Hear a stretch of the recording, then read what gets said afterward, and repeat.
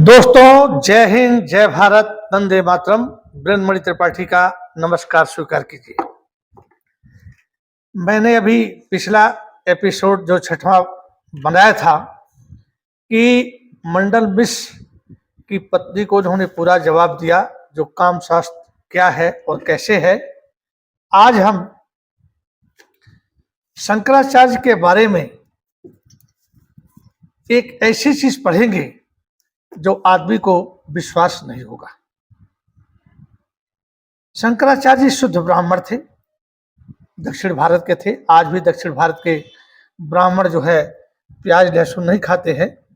एक बार हमने टीवी में सुना था कि हमारी वित्त मंत्री जो है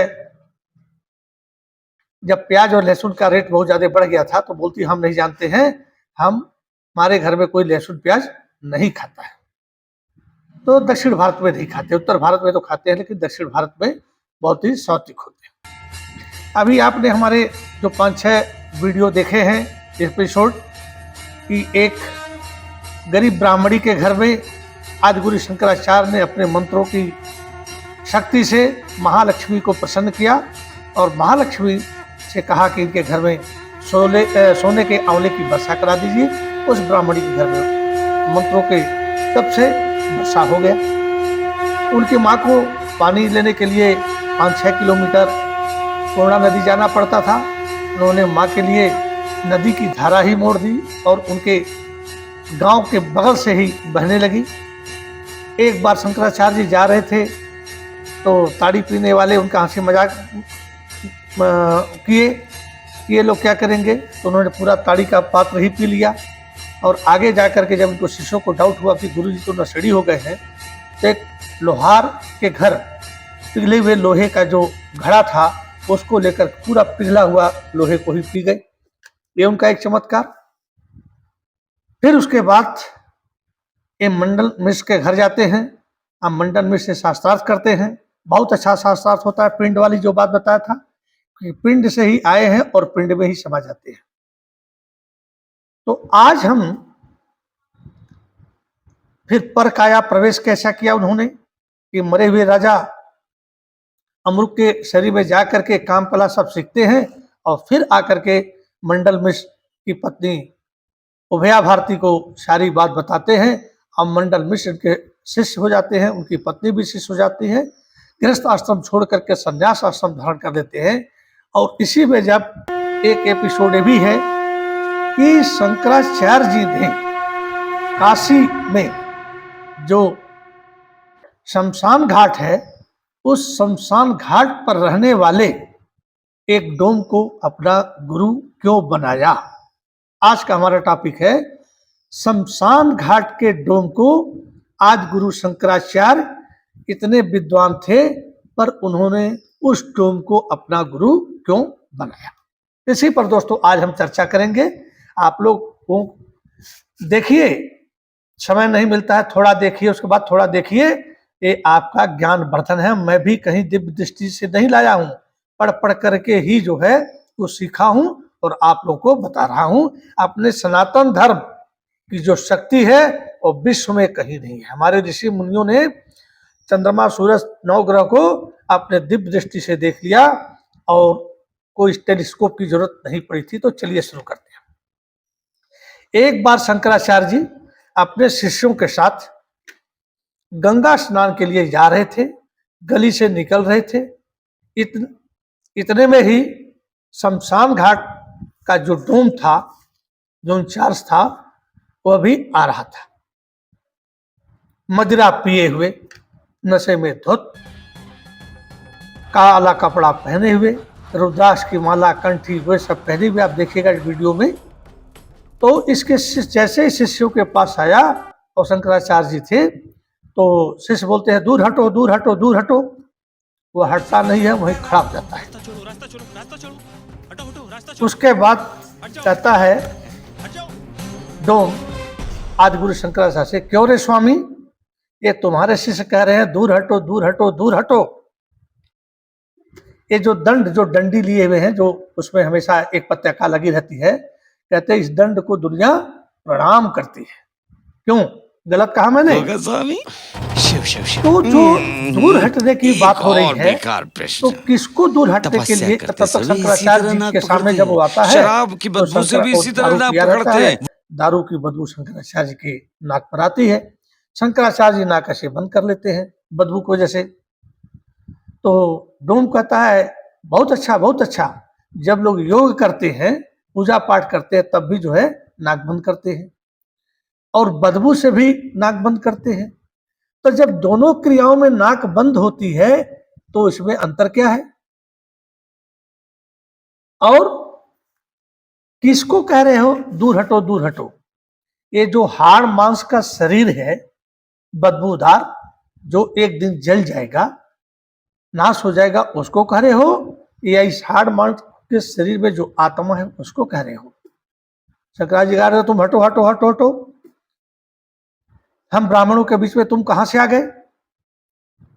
फिर जो है वह डोम हंसते हुए, उपहास करते हुए 4 कदम पीछे अच्छा जाता दिखा है, रहा है। बोलता है और ठीक पीछे है, तुम जाऊं? चाहते हो तो मैं फिर दूर वो चला 4 जाता कदम पीछे हूँ। जाता है, जाने के बाद जमीन पर लात मारता है, मिट्टी और दूर उड़ाता है, चला शरीर जाता जो हूँ। अपना तो कहता है "पूरा दूर में आ गया।" अब देखो गुरुजी, जिस जमीन पर तुम खड़े हो, मुझे अछूत कहते हो ना, जिस मिट्टी पर तुम खड़े हो उसी मिट्टी पर मैं भी खड़ा हूं, तो तुम भी तो अछूत हो गए, मेरी छुई हुई मिट्टी तुम्हारे पास पहुंच गई। जो मेरे शरीर से हवा टकरा करके तुम्हारे पास जा रही है उससे भी तो तुम अछूत हो गए हो। अछूत की हवा गई, अछूत बन गए तुम। जिस आकाश के नीचे मैं खड़ा हूं उसी आकाश के नीचे तो तुम भी खड़े हो, तो तुम भी तो हमसे छू गए, अछूत हो गए। जिस गंगा में मैं डुबकी लगाता हूं उसी गंगा में तो तुम भी डुबकी लगाते हो, तो फिर तुम भी अछूत हो गए, अकेला मैं कैसे छूत? इतना कहते ही दोस्तों शंकराचार्य जी ने जो है अपनी आंखें बंद की, अपनी दिव्य दृष्टि से उस डोम को देखा। उन्होंने दिव्य दृष्टि से जब डोम को देखा तो सब समझ गए कि ये भोलेनाथ बहुत बड़ी ज्ञान की बात दिया। आज हम हिंदू मुस्लिम लड़ते हैं, सब कुछ करते हैं, छूत अछूत की बात करते हैं, पर हवा किधर से आ रही है, किस बस्ती से आ रही है, उस हवा को नहीं रोक सकते। उस घाट पर वो नहा रहे हैं, इस घाट पर हम नहा रहे हैं, पूरा ही जल छुआछूत का हो रहा है, हम नहीं रोकते हैं। वो सूरज की रोशनी हमारे पीछे पड़ती है, छाया आगे जाती है, उसकी छाया हमारे पास आती है, हम उसको नहीं रोकते हैं, उसमें हमको छुआछूत नहीं है। किस खेत का अन्न हम खा रहे हैं उसका छुआछूत नहीं है, पर आमने सामने जब हम हो जाते हैं तो छुआछूत कर देते हैं। तो जब भोलेनाथ के उनको पता चलता है कि तो भोलेनाथ हैं, तो उनको एक मंत्र पढ़ते हुए, एक श्लोक करते हुए, एक चक्र लगाते हैं और दंडवत प्रणाम उस डोम को करते हैं, और ये जो है पहचान जाते हैं कि ये कोई साधारण नहीं है, ये भोलेनाथ। इससे पहले एपिसोड में हमने आपको मंडल मिश्र के घर जब शंकराचार्य जी गए थे तो पनिहारिन है, जब किसी गांव में जाते हैं तो किसी से तो रास्ता पूछते हैं, तो जेंट्स लोग तो उस समय खेतों में काम करने चले जाते थे, कुएं के पास औरतें रहती थी, वही पानी भर करके ले जाती थी, खाना वगैरह बनाती थी। तो शंकराचार्य जी पनिहारिन से पूछते हैं कि हे माताओं, मंडल मिश्र का घर बना बताओ। तो सब हंसती हैं, कहते रहे मंडल मिश्र का घर पूछ रहे हो? बोला हाँ। बोला इसी रास्ते चले जाओ और जिस दरवाजे पर तोता और मैना, पशु और पक्षी वेदों का सूक्त पढ़ते हैं, वही घर मंडल मिश्र का है। अब सोच लीजिए कि हमारे जो ऋषि मुनि थे, जो हमारे पूर्वज थे, जो वाकई शुद्धता के साथ रहते थे, उनकी आवाज को जानवर भी कैच कर लेते थे और वेद सूक्तों का पाठ करते थे। तो मंडल मिश्र ऐसे थे। कहा जाता है कि मंडल मिश्र ब्रह्मा के अवतार थे और शंकराचार्य जी जो है शंकर के अवतार थे। जो मंडल मिश्र की पत्नी थी वह मां सरस्वती थी, इसीलिए तो ब्रह्मा और विष्णु में शास्त्रार्थ हो रहा है, मंडल मिश्र और शंकराचार्य में शास्त्रार्थ हो रहा है, तो उसका फैसला तो साधारण नहीं कर सकते है। तो वह सरस्वती थी। वीडियो बड़ा लंबा हो जाता है बताने में। तो इन लोगों में जो शास्त्रार्थ हुआ और कैसे हुआ मैंने आपको बताया, और इन्होंने डोम को क्यों अपना गुरु बनाया उस पर भी अभी मैंने चर्चा की है। क्योंकि इसी तरह से बनारस की गलियों में, बनारस की मणिकर्णिका घाट हमने देखा है, गंगा से जहाँ 100 वगैरह जलाया जाता है, शंकराचार्य जी और उनके शिष्य स्नान करके जा रहे थे। एक औरत अपने मरे हुए आदमी का शव अपने गोद में लेकर के विलाप कर रही थी। तो शंकराचार्य ने अपने शिष्यों से कहा कि उस औरत से कहो कि अपने पति को साइड कर दें, किनारे कर दें। उनके शिष्यों ने कहा कि हे माता, आप जरा शव को किनारे कर दीजिए अपने गोद से और हमारे गुरुदेव जाएंगे। वो ध्यान नहीं दी, रोती रही, विलाप करती रही। फिर शंकराचार्य जी खुद कहते हैं कि हे माते, इस शव को जरा हटा लीजिए। तो स्त्री कहती है कि हे तपस्वी, हे शंकराचार्य, तुम खुद क्यों नहीं शव से कहते हो कि वह तुम्हें रास्ता दे दे और किनारे हो जाए। तो शंकराचार्य जी कहते हैं, हे माता, शव में तो शक्ति कहाँ है, वो अपने आप का शहर शक्ति है, उसको तो हटाना पड़ेगा। तो वो स्त्री जो है जो रो रही है, हंसती है, कहती शव है पर इसमें क्या कहा, शक्ति नहीं है, शक्ति जरूरत है। तो एक दुर्गा चालीसा में एक लाइन आता है, शंकर आचार तप कीनो, क्राम क्रोध मोह मद सब जीत लीनो, निर्दिन ध्यान धरो शंकर को, काहु काल नहीं सुमरे तुमको, शक्ति गई तब मन पछतायो, शरणागत हुई कृत भवानी, जय जय जय जगदम्ब भवानी। भई प्रसन्न आदि जगदम्बा, दई नहीं शक्ति तीन विलंबा। कहने का मतलब है कि शंकराचार्य जी सिर्फ शिव की ही पूजा करते थे और आदि शक्ति की पूजा नहीं करते थे। तो शंकराचार्य जी ने कहा कि शव को हटाने के लिए तो कहा कि शव मतलब शिव, और शक्ति शिव शक्ति, इसीलिए अर्धनारीश्वर भोलेनाथ को कहा जाता है। तो उन्होंने कहा कि शक्ति ही जब रहेगी तभी शव कुछ करेगा, यदि शक्ति नहीं है तो शव वैसे ही शव है, मुर्दा है, कुछ नहीं कर सकता है। उसी तरह से एक बार की बात है कि आज गुरु शंकराचार्य जी चलते चलते, आप तो जानते ही हैं कि कितना किलोमीटर चले, उनका 1 किलोमीटर में अगले एपिसोड में बताऊंगा कि पूरा गणित लगा करके कितना किलोमीटर उन्होंने भारत भ्रमण किया। तो ये बीमार हो जाते, एक वैद्य के पास जाते हैं और वैद्य कहता है कि पुड़िया ले लो, इसको दही के साथ खा लेना। इतने शक्तिहीन हो जाते हैं कि एक वृक्ष के नीचे लेट जाते हैं। एक दही बेचने वाली औरत जाती है, आवाज देते हे माँ, मुझे जरा दही दे दो। वो कहती है आओ पुत्र ले लो दही, वहां पर बैठ जाती है। कहते हैं माँ, मुझे आकर खुद दही दे दो, मेरे अंदर इतनी शक्ति नहीं है कि मैं दही ले सकूं।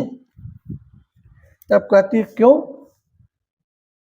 शंकर भगवान कितनी पूजा करते हो और शक्ति ही नहीं है, तो जिससे तुम्हारा ये शरीर जो है ना शव के समान हो गया है, ये हिल ही नहीं सकता, शक्ति चाहिए, पावर चाहिए, उस शक्ति की पूजा क्यों नहीं करते हो। फिर शंकराचार्य जी आंख बंद करके ध्यान करते हैं, लेटे लेटे ही, क्यों देखते हैं आदि शक्ति है, बिना शक्ति के तो काम हो ही नहीं सकता। तो हाथ जोड़ करके प्रणाम करते हैं कि हे माता, मेरे से बड़ी भूल हुई। और उसके बाद वो आती है, इनको दही देती है, पुड़िया लगाते हैं और खाते हैं और ठीक हो जाते हैं। फिर इन्होंने एक से एक दोस्तों 215 ग्रंथों की रचना इन्होंने 12 साल की उम्र में ही इन्होंने कर दिया। ये तो मैं जब देखता हूं ना, मैं खुद सोचता हूं कि क्या लोगों के पास दिव्य दृष्टि है और क्या दिमाग है कि जिसके आगे हम सोच ही नहीं सकते हैं। बहुत छोटी सी अपनी तो बुद्धि है दोस्तों, लेकिन ऐसे ऐसे हैं हमारे, ऐसे ऐसे ऋषि मुनि हैं, उन पर भी वीडियो बनाऊंगा। विश्वामित्र जो सीधे त्रिशंकु को स्वर्ग भेज देते हैं, वशिष्ठ जो भगवान राम के गुरु होते हैं, शुक्राचार्य जो दैत्यों को गुरु होते हैं, मृत संजीवनी बूटी उनके पास है, उनकी पत्नी का विष्णु हत्या कर देते हैं, फिर मृत संजीवनी से उनको जिंदा कर देते हैं। उसके बाद अष्टावक्र या कल, गार्गी, तारा, ये हमारे यहाँ विदुषी महिलाएं भी हैं और पुरुष भी हैं।